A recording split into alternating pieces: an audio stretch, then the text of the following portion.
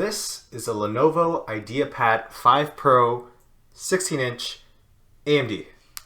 Let's unbox it. Oh, shit.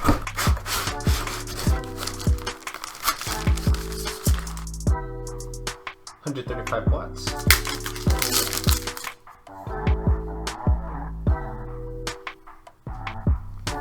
Okay, turns out there was no battery, so I have to keep it charging while this video is going on. Hey, it's turning on. Okay, so story time. Why did I get this laptop with this long of a name, and why this one? Okay, so I did have the Idea S740, and that was also a 15.6-inch laptop, and that was super powerful, but I decided I wanted to downsize and get the Surface Laptop 3, and that was actually, you know, one of my favorite laptops ever. But I do need a workstation. I needed a machine that had the power to video edit. I'm very sad that I would give up the keyboard and the trackpad of the Surface Laptop 3, but I just had to give it up. But I got a super sweet deal on this laptop. This one has a Ryzen 7 5800H processor with 16 gigs of RAM and a terabyte of storage and a GTX 1650.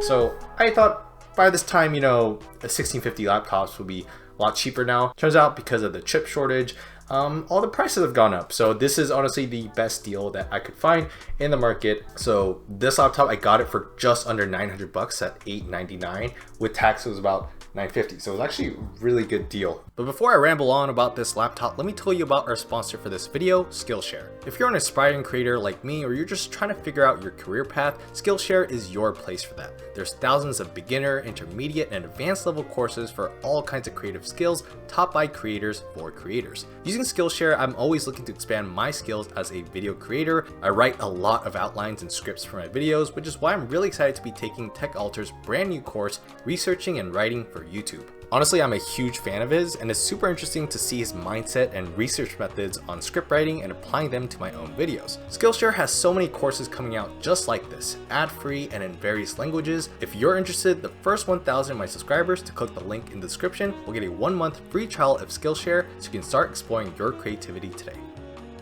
There was one other laptop that I was super interested in. That was the Acer Swift X14. I think the Ryzen 7 and a RTX 3050 with 16 gigs of RAM and 512 gigs of storage. But the price is around similar, and I just hated the color. So this was the compromise. You know, I like Lenovo laptops. The keyboard is pretty decent. Trackpad could use a lot more improvement, but once I heard trackpad on the Acer Swift 14 in some review videos, I got totally turned off. So I wanted to go with the Lenovo laptop. It's a safe one, even though I don't particularly like this wide keyboard with this number pad on the side. You know, good compromise for the power, and it actually feels pretty high quality, honestly. For the price, you can't get much better than this in terms of design. There are better looking ones, but they don't have GPUs like this, and I like the simple look of the Lenovo's.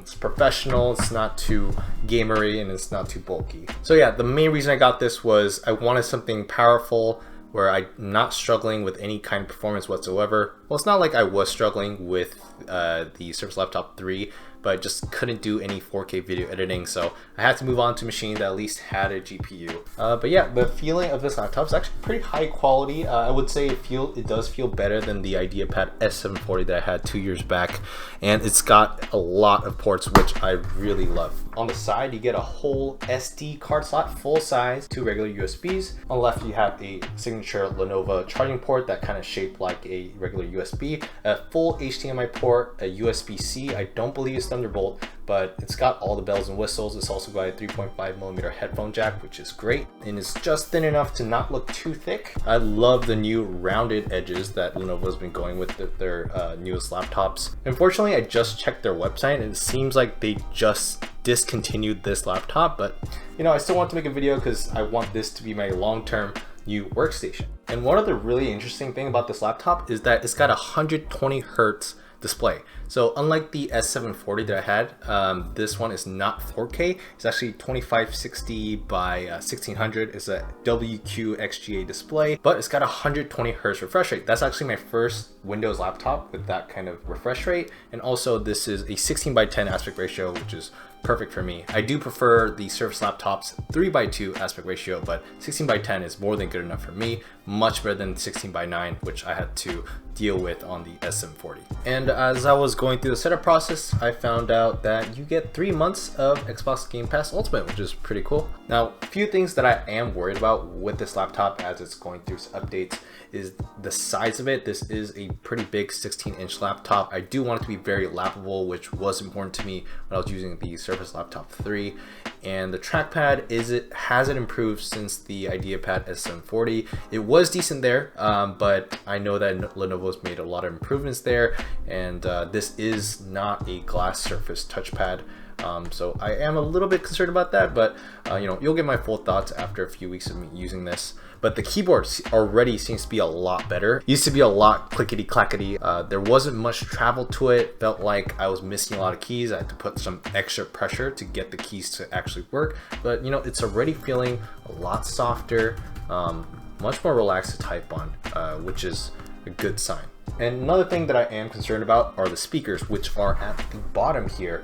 Again, like the IdeaPad S740, I think this is a spiritual successor to that laptop, and it seems like Lenovo's just about to make another one as they've discontinued this one.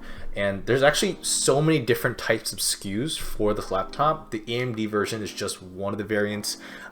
There's ones with the RTX 3050 instead of the 1650. There's ones without a GPU with an Intel processor. But I thought this was like really the best of all worlds. But yeah, all in all, I'm so excited to use this machine. I finally have a GPU again. As I've told you guys before in my older videos, that I've really converted fully to cloud gaming. So this won't be much of a gaming device, but you know, the main reason I got this was the GPU, the price, as well as the full SD card slot, which is really hard to find these days. Now, to be honest, if I did use Mac OS instead of Windows, I would definitely get a MacBook right now, even an 8 gigs of RAM version.